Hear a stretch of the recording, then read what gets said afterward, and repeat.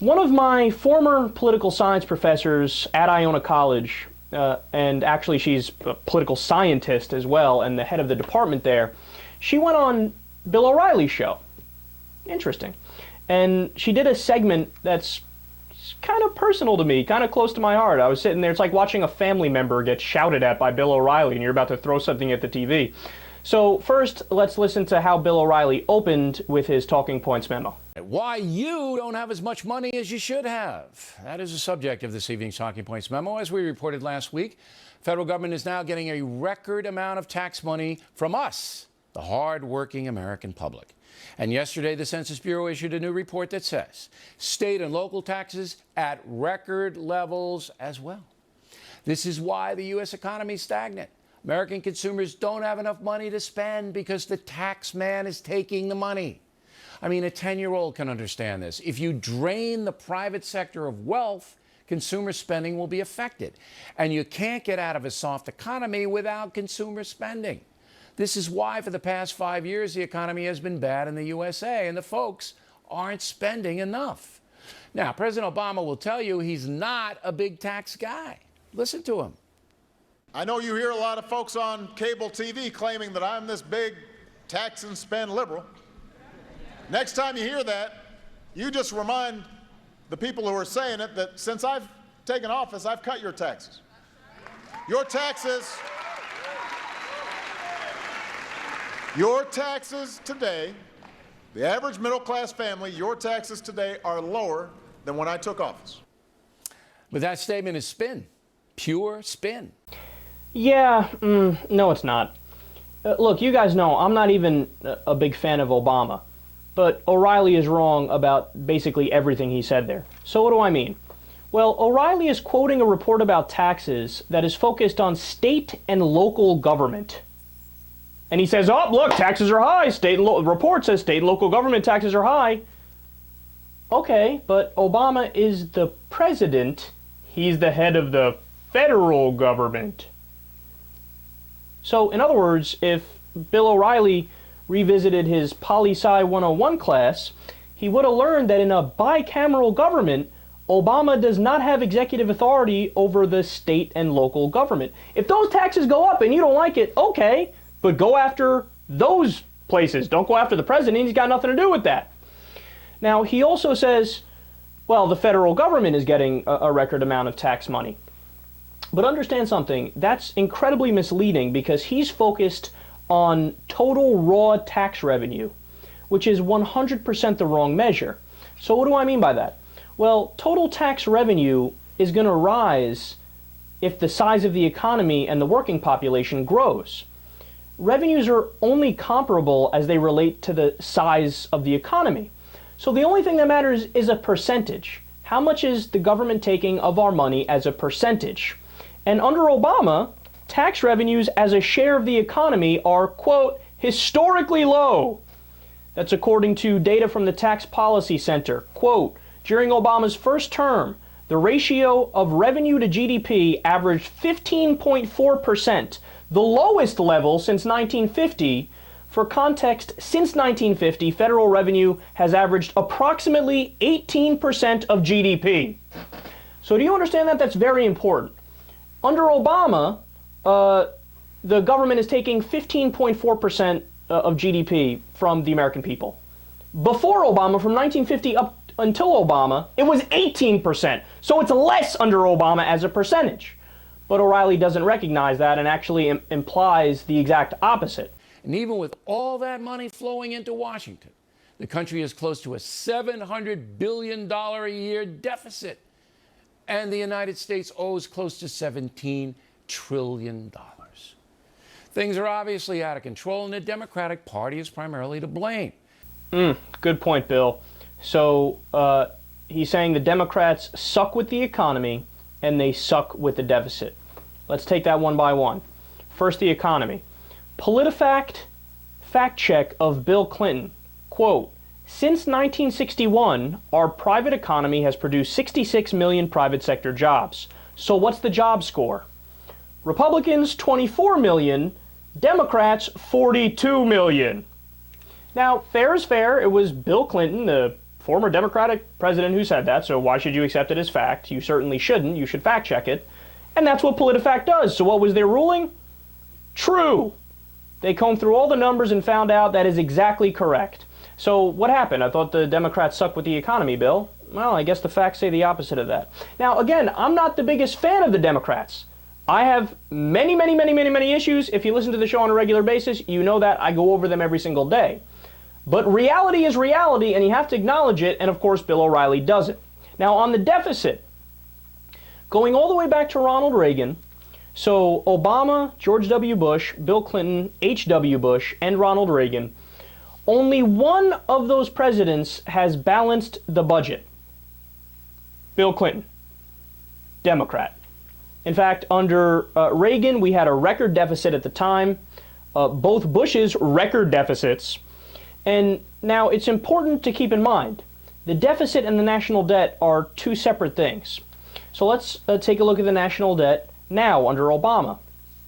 Well, Bush left us with 11 trillion in national debt, and we've increased it to 16 trillion under Obama.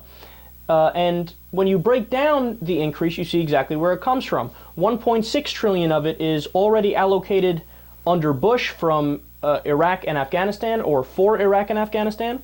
1.4 trillion is from the interest on the already outstanding debt, and the remainder is from the Bush tax cuts, which Obama extended twice, and the Great Recession, which was brought to us by massive Wall Street deregulation and tax cuts for the rich.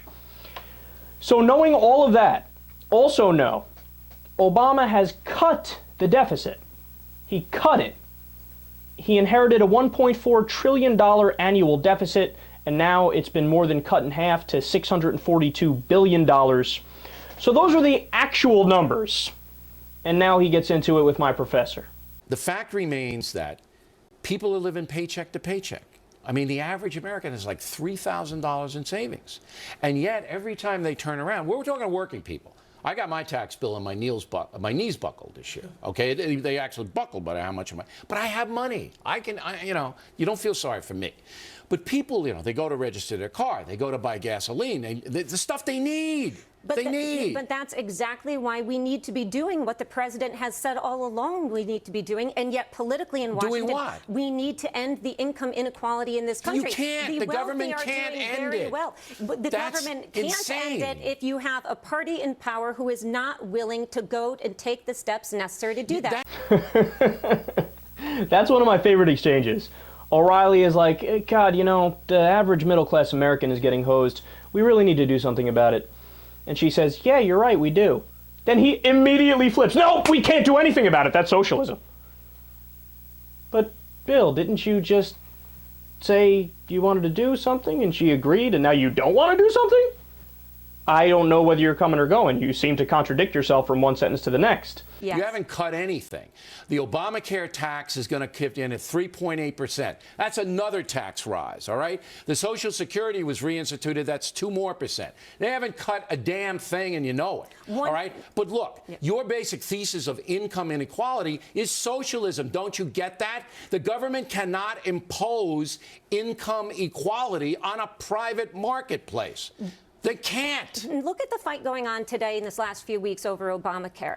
Healthcare is one of the biggest drivers in our economy. You don't get that under control, you can't fix the economy. But it's not under control. I am not a huge fan of Obamacare itself, the way it came out, but at least we've taken steps to try to reform an enormous problem in this country. That's like tackle these things. That's like saying, I'm the coach of the New York Jets, and we're not doing well. I fire the whole team, and I put little leaguers on the field. At least I'm taking some steps to do something. That's ridiculous. Look, Detroit. Who runs Detroit? Who? Democrats, correct? Sure. Right. For decades, bankrupt. Illinois, going off the cliff. All right? 30 Democrats. states in this country are run by Republican governors. I'm glad you brought that up. They absolutely are. U.S. News and World Report did a recent study and said that the Republican red states are cutting taxes while the blue Democratic states are raising them. Don't you see what's happening here? Right. So the big bad Democrats always raise taxes which is why under Obama, small businesses and middle-class families have seen, quote, 18 tax cuts. The specifics on those: 5 permanent tax cuts, 14 temporary tax cuts, many of them passed under the American Recovery and Reinvestment Act, also known as the stimulus package. Quote, single workers collected a $400 tax credit and working couples got $800. So, is it true that the Democrats always raise your taxes? And meanwhile, these Republicans, of course, they're for the little guy. Yeah, that's who the Republicans care about, the little guy. It's not like the Republicans are for Wall Street and the rich. No. They're for the little guy. Look, understand something. It's not my opinion that the Democrats actually cut taxes more for the middle class and the poor. And I don't want you to take my word for it. There was a great report from CNN Money. This is going back to the 2008 election with John McCain. And they actually laid out, they looked at both of their tax plans. Under Obama, you get a bigger tax cut if you make $200,000 or less. Okay, you know what that means? 98% of people in the United States get a bigger tax cut under Obama. Under the Republicans, you get a gigantic tax cut if you're in that top 2%. If you're not in that top 2%, well, sorry, that sucks for you. Maybe you should get in that top 2%, and then I'll give you some money. Now, let's address some more of his points. He calls Obamacare a tax and demonizes it, conveniently leaving out that Obamacare gives massive tax cuts to the middle class for them to afford care. You can categorize them as subsidies or tax cuts. Either way, it's money to the middle class to help them pay for health care. But O'Reilly flips the truth exactly on its head. He goes, no, it's going to cost people a lot more money to get Obamacare. That's not true. It's going to reduce the cost of health care. It's going to take some weight off the back of the middle class. Now, the crux of the debate, and the most important part, where you get Bill O'Reilly's general philosophy, he says the government cannot impose income equality.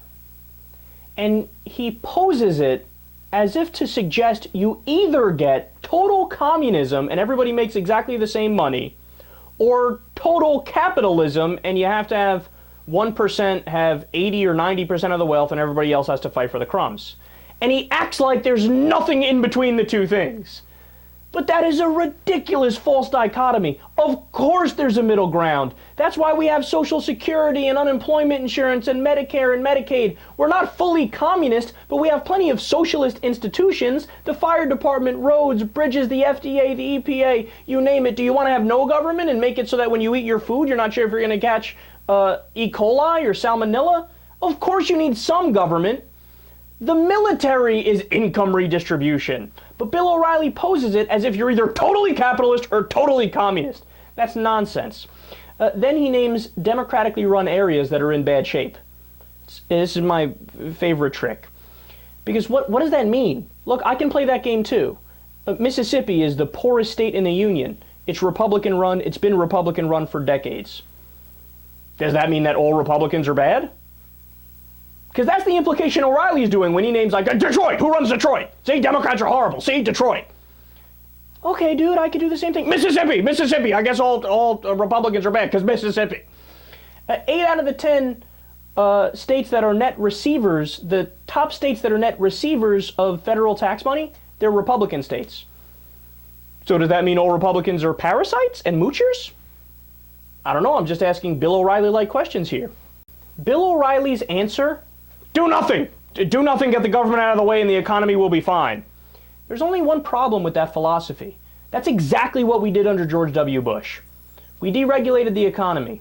We cut taxes for the rich. You know what happened? The subprime mortgage crisis, the Great Recession. And it's the exact same policies that led to the stock market crash of 1929 also. All the deregulation, all the tax cuts for the rich led to the Great Depression and the Great Recession. But Bill O'Reilly's genius idea, no, government can't do anything right, get the government out of there and everything will be fine. Someone tells me that's not true.